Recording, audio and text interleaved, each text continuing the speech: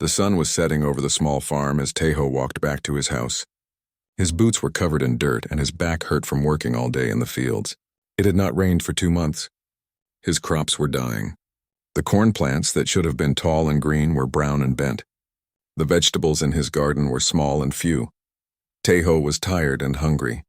In his pocket were only a few coins, not enough to buy much food at the market. Since the aliens had come to Earth 3 years ago, life had changed for many people, but not for farmers like him. He still worked hard every day and still worried about the weather and money. At least I have enough for one more meal, he said to himself as he looked at his farm. The small house needed paint. The barn roof had a hole, but it was his home, the place his parents had left him when they died. As Tejo walked past his dying cornfield, he saw something strange. There was a large shape on the ground near the edge of the field. At first he thought it might be a fallen tree branch, but then he saw it move. Tejo stopped. He was not afraid, but he was careful. He picked up a stick from the ground and walked slowly toward the shape. What he saw made him drop the stick in surprise.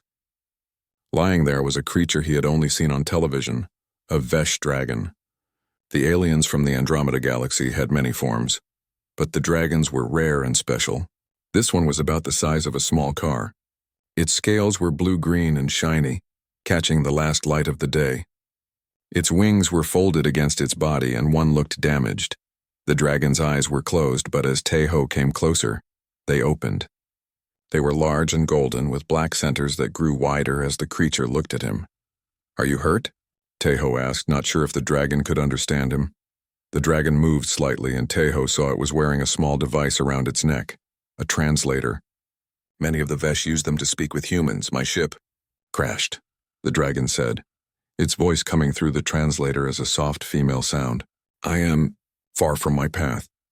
Tejo looked around but saw no sign of a ship. "Where did you crash?" 5 miles.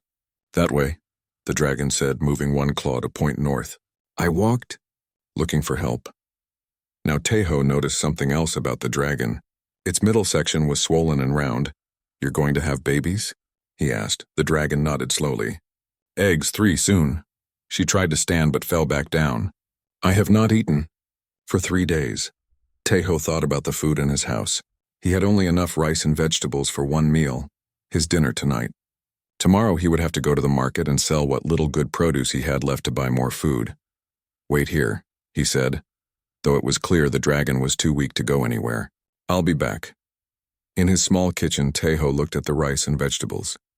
His stomach growled. He had worked hard all day and was very hungry, but the dragon was pregnant and had not eaten for 3 days. He thought about what his grandmother used to say. A kind heart never goes hungry for long. She had always shared what little they had with neighbors who needed help. Tejo cooked the rice and vegetables together, making a soft porridge that would be easy to eat. He put it in his largest bowl and carried it back to the dragon. The creature's eyes followed his movements as he set the bowl down in front of her. "This is all I have until tomorrow," Tejo said. "But you need it more than I do."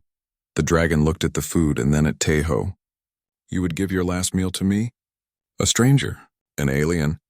Tejo nodded. "You're hungry and carrying babies. Where I come from, that means you eat first."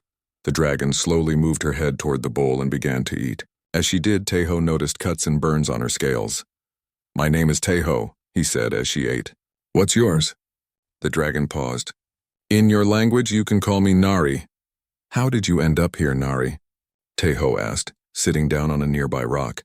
Nari finished the food before answering. "I am a scientist. I study plants on different worlds. My small ship was caught in a solar storm. The controls were damaged. I had to land quickly." She looked around at the farm. "I did not mean to come to a private place."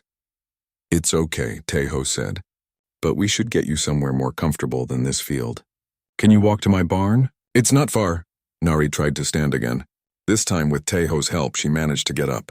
She was taller than him when standing, her head about 7 feet off the ground. She walked slowly, leaning against Tejo when she needed support. The barn was old but clean. Tejo had sold his last cow months ago when money got tight. Now there was plenty of room for the dragon. He made a bed of hay in the largest stall. "It's not much," he said, "but it's dry and safe." Nari carefully lay down on the hay. "Thank you, Tejo. Your kindness is..." Unexpected? Why unexpected?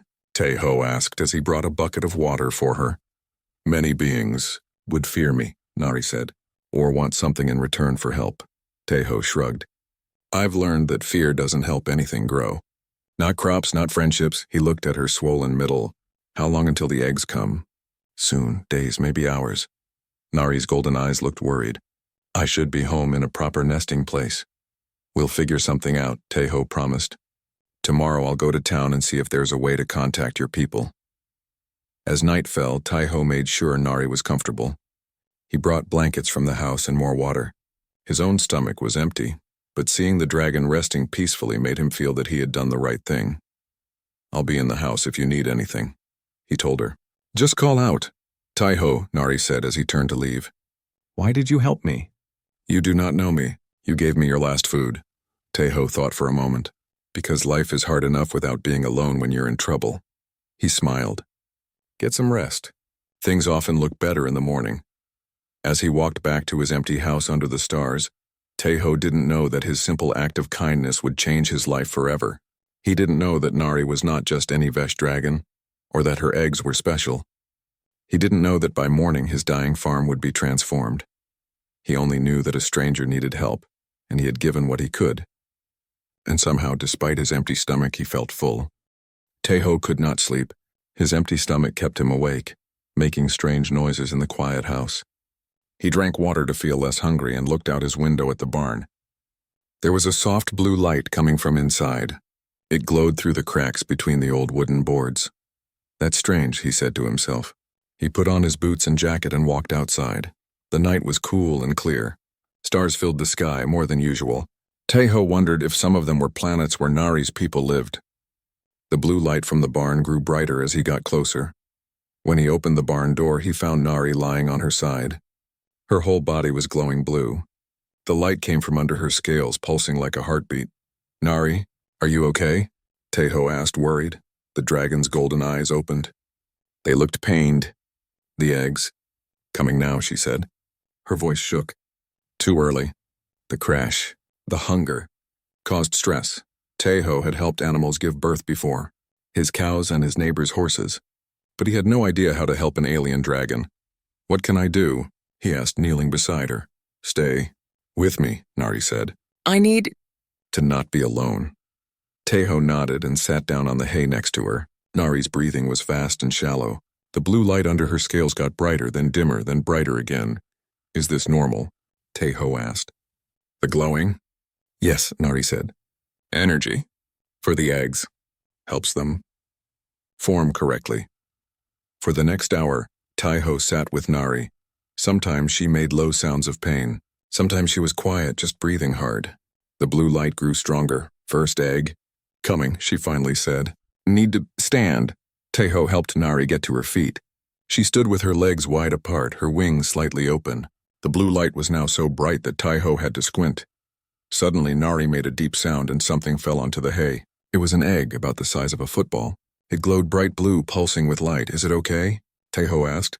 Yes, Nari said. 2 more are coming. Over the next half hour, Nari laid 2 more eggs. Each one glowed blue like the first. When the last egg came, Nari lay down again, tired but looking relieved. They need warmth, she said. And protection. Teho gathered all the blankets he could find. He made a nest around the eggs, careful not to touch them directly. Is this good? He asked. Nari nodded. Yes, thank you. She looked at the eggs with love in her eyes. They will hatch in 6 months. 6 months? Teho was surprised. That's a long time. Vesh dragons live long lives, Nari explained. Need time to develop fully. Teho sat down again, feeling tired but unable to leave. The eggs were beautiful. Their blue light filled the barn with a peaceful glow. What will they be like when they hatch? He asked. Small at first, Nari said. Her voice was getting stronger. Size of a cat. They will grow quickly. Learn to speak in 1 year. Fly in 2, and you'll take them back to your home? Teho asked. Nari was quiet for a moment. Yes, but she looked at Teho. The eggs have already connected to this place. To you. To me? What does that mean? Vesh eggs absorb energy from their surroundings, from people nearby. They have Sensed your kindness. Teho didn't understand, but he nodded anyway. The blue light from the eggs was spreading. It moved across the floor of the barn, up the walls, through the cracks to the outside. Is that supposed to happen? He asked, pointing at the light. Yes, Nari said. First night energy. Very powerful. Normally contained in special rooms. She looked worried. Here it will spread. Change things. Change what things? Teho asked. Living things. Plants mostly. Nari's eyes were getting heavy. She was very tired. Do not worry. Good changes. Teho wanted to ask more questions, but Nari was falling asleep. Her breathing became slow and deep.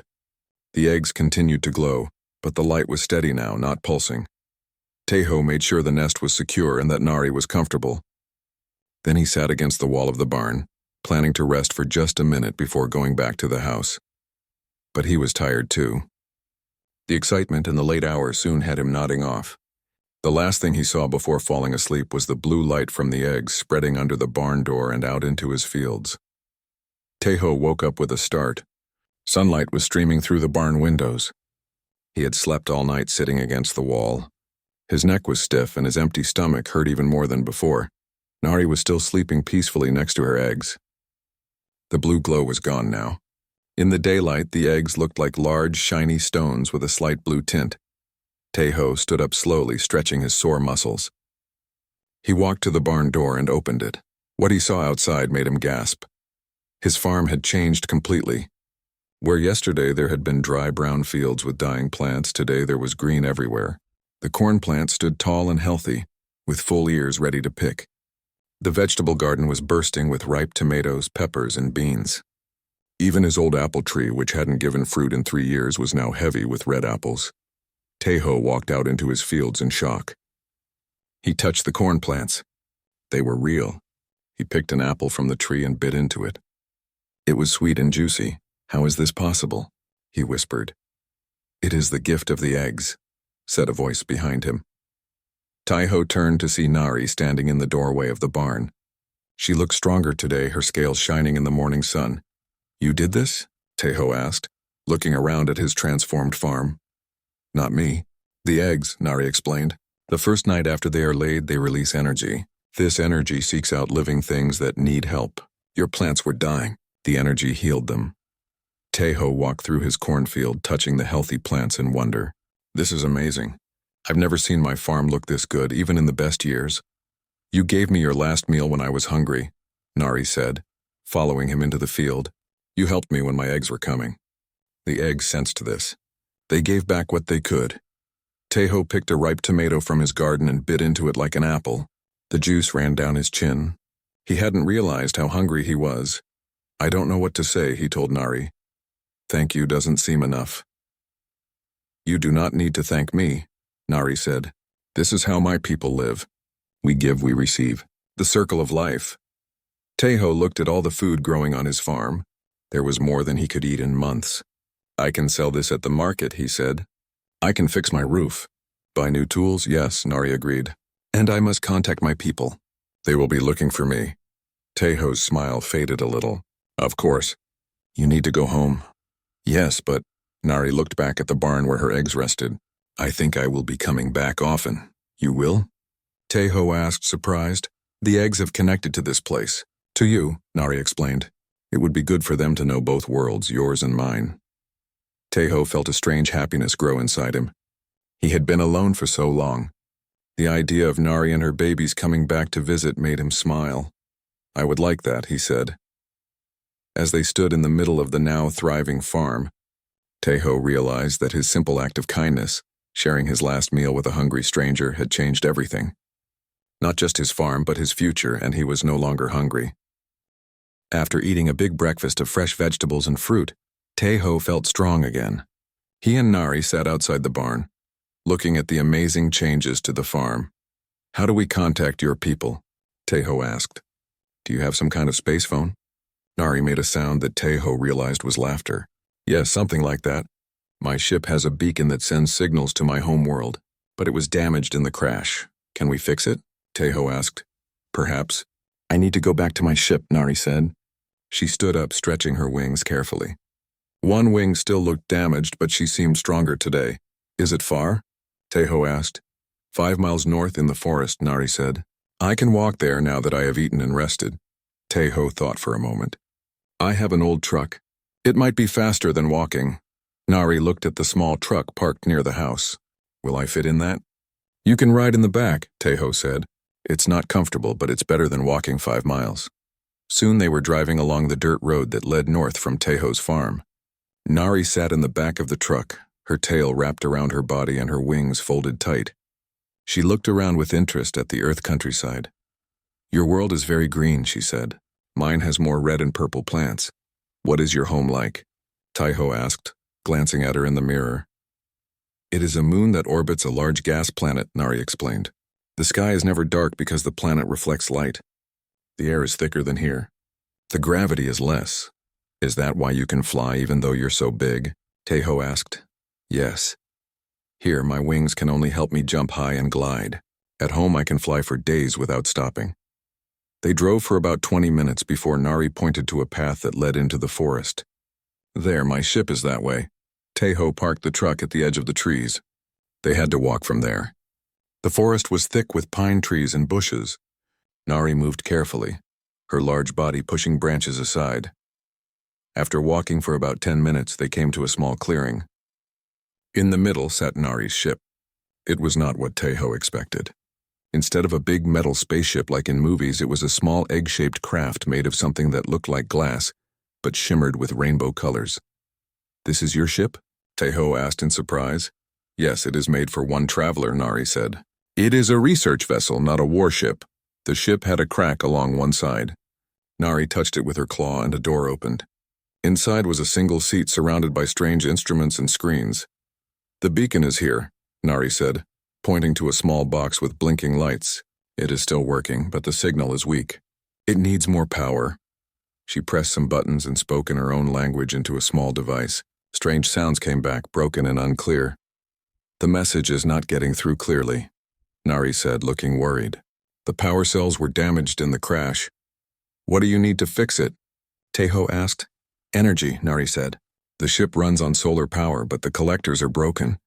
Teho thought for a moment. What about electricity from my farm? Could we connect your ship to my power? Nari's eyes brightened. Yes, that might work, but we would need to move the ship closer to your farm. My truck can't carry that, Teho said, looking at the egg-shaped craft. But I have a neighbor with a big tractor and trailer. Maybe he can help. They closed up the ship and Teho marked the spot with a bright cloth tied to a tree. Then they walked back to the truck. We'll come back with help, Teho promised. On the drive back to the farm, Nari was quiet, looking at the sky. Are you worried about your eggs? Teho asked. Yes, Nari admitted. They should not be left alone for long on the first day. Then let's hurry, Teho said, driving a little faster. When they got back to the farm, they found something unexpected. A man was standing near the barn looking at the amazing crops with wide eyes. That's my neighbor, Jiho, Teho said. He's a good man. Jiho turned as the truck approached. His mouth fell open when he saw Nari in the back. Teho, he called out. What is happening here? Your farm is suddenly perfect and you have a Vesh dragon. Teho finished for him as he got out of the truck. Her name is Nari. She crashed her ship nearby. Jiho stared at Nari, who nodded her head politely to him. Greetings, human Jiho, she said through her translator. Jiho took a step back. It talks. She talks, Teho corrected. And she needs our help. Her ship is damaged and she needs to contact her people. Jiho looked from Teho to Nari and back again. Is she the reason your farm suddenly looks like this? Yesterday your crops were dying. It's a long story, Teho said. But yes, in a way. Jiho, we need your big trailer to move her ship here. Can you help us? Jiho was still staring at Nari with wide eyes. You want me to help move an alien spaceship? Please, Nari said. I have eggs in your friend's barn. I need to contact my people so they know I am safe. Eggs? Jiho looked even more shocked. You have alien dragon babies here? They're just eggs right now, Teho explained. They won't hatch for 6 months, but we need to get Nari's ship here so she can call home. Jiho took a deep breath. This is the strangest day of my life. But then he nodded. Okay, I'll get my tractor and trailer. Where is this ship? Teho smiled with relief. Thank you, Jiho, I'll show you. While Jiho went to get his tractor, Nari checked on her eggs. They were still safe in their nest of blankets, their blue color now with small spots of gold appearing on the shells. "They are developing well," Nari said, looking pleased. An hour later, Jiho returned with his big tractor pulling a flat trailer. Taeho led the way back to the forest clearing where Nari's ship waited. It took all three of them to move the ship onto the trailer. It was lighter than it looked, but still awkward to handle. Finally, they secured it with ropes and covered it with a tarp. "Better not let anyone else see this," Jiho said. "They might get scared or call the government." The drive back to the farm was slow and careful. When they arrived, they placed the ship behind the barn where it couldn't be seen from the road. Nari opened the ship again and connected some wires that Taeho brought from his house. It took several tries, but finally the lights on the beacon began to glow brighter. "It's working," Nari said happily. She spoke into the communication device again, this time getting a clearer response. "They have received my signal," she told Taeho and Jiho. "A rescue ship will come tomorrow morning." "So soon?" Taeho asked, feeling strangely sad. "Yes. They have been searching for me since I disappeared 3 days ago," Nari explained. "They were already in this part of your solar system." Jiho looked nervous. "Will there be many aliens coming?" "Just a small team," Nari assured him. "They will be careful not to frighten your people."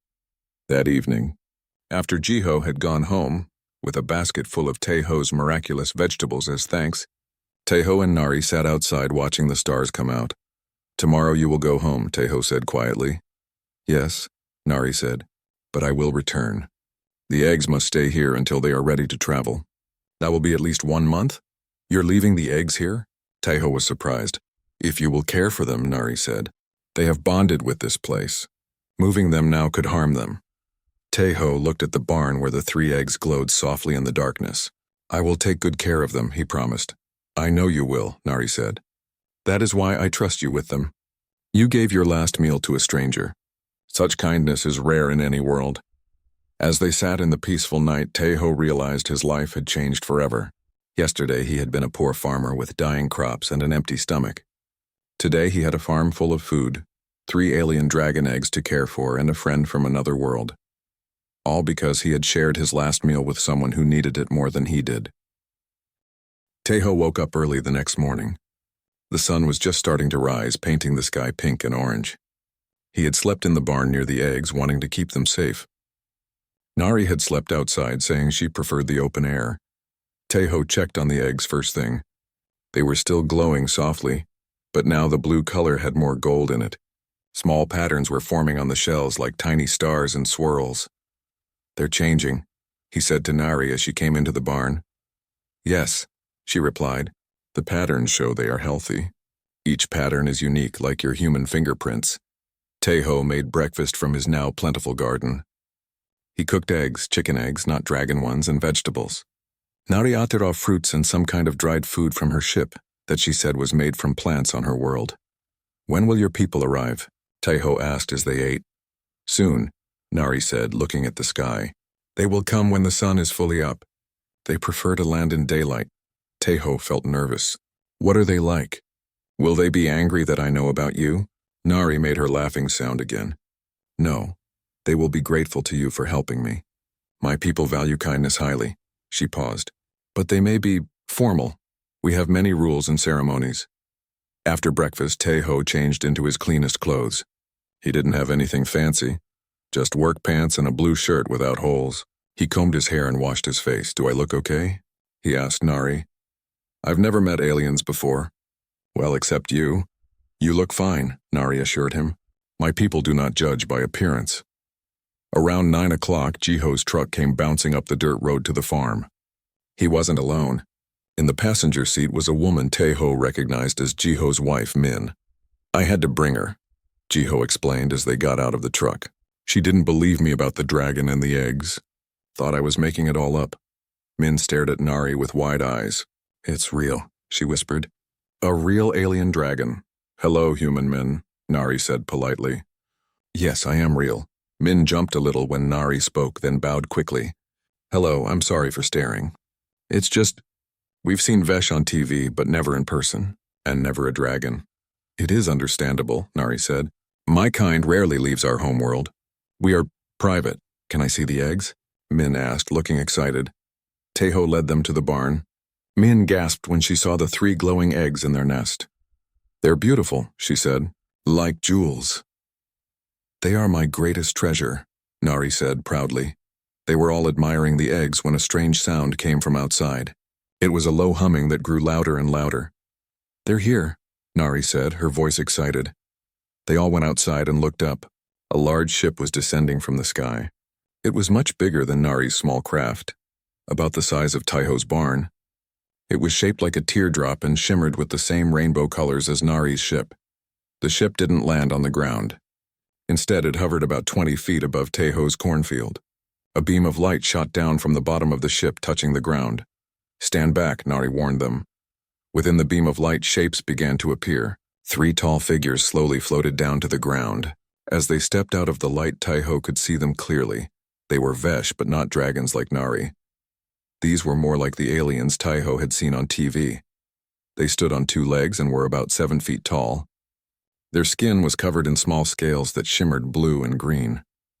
They had long necks and heads that reminded Taiho of horses, but with no hair. Their eyes were large and golden, like Nari's. All 3 wore what looked like armor made of the same rainbow material as their ships. Around their necks were translator devices similar to Nari's. Nari stepped forward and made a series of sounds in her own language. She bowed her head low and her wings spread out slightly.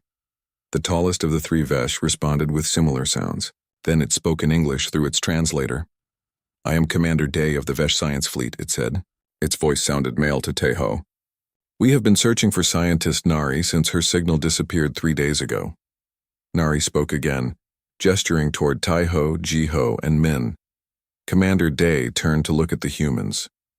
His golden eyes seemed to study them carefully. Scientist Nari tells us that you, human Taiho, saved her life and the lives of her eggs, he said. Is this correct? Taiho felt nervous with all eyes on him. I just gave her some food and a place to rest, he said. Anyone would have done the same. The second Vesh, who was slightly shorter and had more green scales, spoke next. I am Medical Officer June. Nari says you gave her your last meal when you yourself were hungry. Is this true? Taiho nodded. She needed it more than I did. The third Vesh stepped forward. This one had scales with more blue than the others. I am Science Director Hana. Nari has informed us that her eggs have bonded with this location and with you. This is most unusual. I don't really understand it myself, Taiho admitted, but I'm happy to help care for them until they're ready to travel.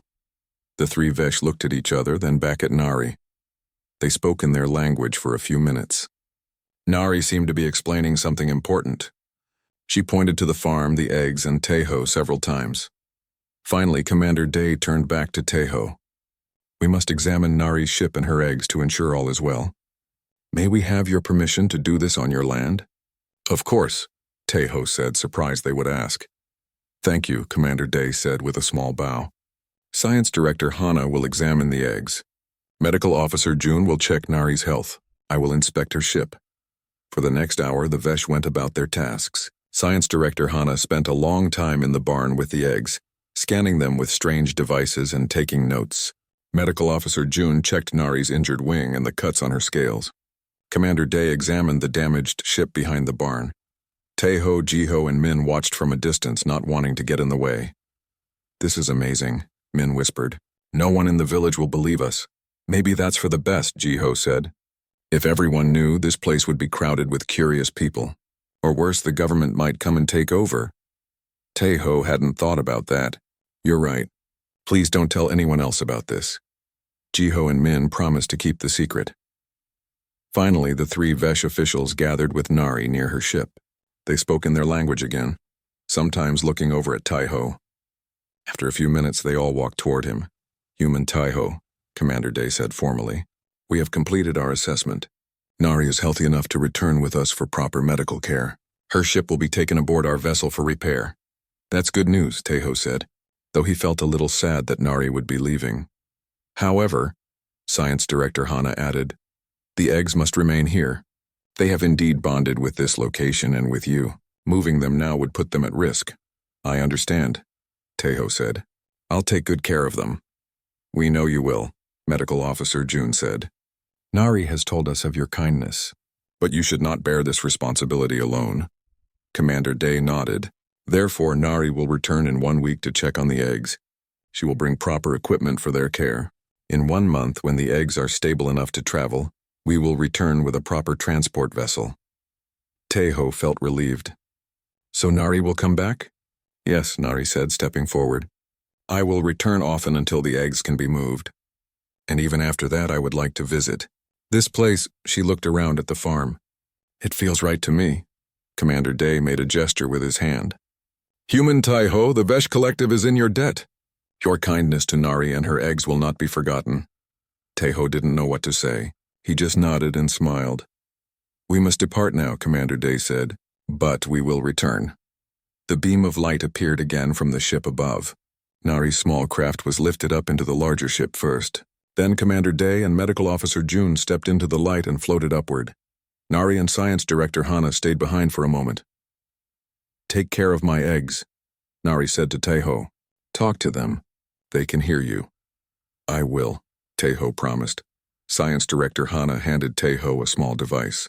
This will allow you to contact us if there is any emergency, she explained. Just press this button and speak. Teho took the device carefully. Thank you. Nari touched her head to Teho's shoulder in a gesture of friendship. 1 week, she said. I will return in 1 week. Then she and Science Director Hana stepped into the light and rose up to the ship. The light disappeared and the ship hummed louder. It rose higher into the sky, then shot away so fast it was gone in seconds. Teho, Jiho, and Min stood looking at the empty sky. Well, Jiho said after a long silence, that was the most interesting morning of my life. The week after the Vesh ship left was busy for Teho. His farm had never produced so much food before. The corn was perfect, the vegetables were huge, and the fruit trees were heavy with ripe fruit. He spent every day harvesting, storing, and taking loads to the market in town. People at the market were amazed by his produce. How did you grow tomatoes this big? One woman asked as she bought a basket full. Just got lucky this year, Teho said with a smile. He couldn't tell the truth. By the end of the week, Teho had made more money than he usually made in 6 months. He used some of it to buy new tools and fix the hole in his barn roof. He also bought a small refrigerator to keep in the barn for storing food for Nari when she returned. Every day, Teho spent time with the dragon eggs. He would sit beside them and talk, just as Nari had told him to do. He told them about his farm, about Earth, and about himself. My parents left me this farm when they died 5 years ago. He told the eggs one evening. It's been hard work, but I love it here. The land, the sky, the changing seasons. I hope you will like it too when you hatch. Sometimes he thought he could see the eggs glow a little brighter when he talked to them. The patterns on their shells were getting more complex each day, with swirls and dots of gold against the blue background. Jiho and Min visited every day to help with the farm work and to see the eggs. They brought books about dragons from Earth stories to read to the eggs. I know you're not like the dragons in our stories, Min said to the eggs as she showed them pictures in a book, but it's nice to share our culture with you.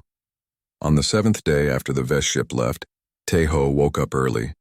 He cleaned the barn, making sure the nest was perfect. He picked the best fruits and vegetables from his garden for Nari. Around noon, the familiar humming sound filled the air. This time, a smaller ship appeared in the sky. It was about the size of a car and shaped like a teardrop, similar to Nari's original ship but without any damage. The ship landed gently in the open space behind the barn. A door opened in the side and Nari stepped out. She looked much better than when Teho had first found her. Her scales were bright and shiny and her injured wing was completely healed. Teho, she called, seeing him come out of the barn. How are my eggs? They're fine, Teho said, happy to see her. They get more beautiful every day. Nari hurried to the barn with Teho following.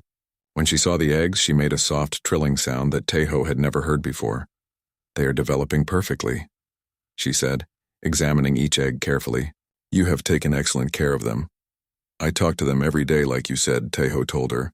I can tell, Nari said. See these gold patterns? They form in response to positive interactions. The more complex the patterns, the healthier the baby inside. Teho felt proud. So they're really healthy. Very healthy, Nari confirmed.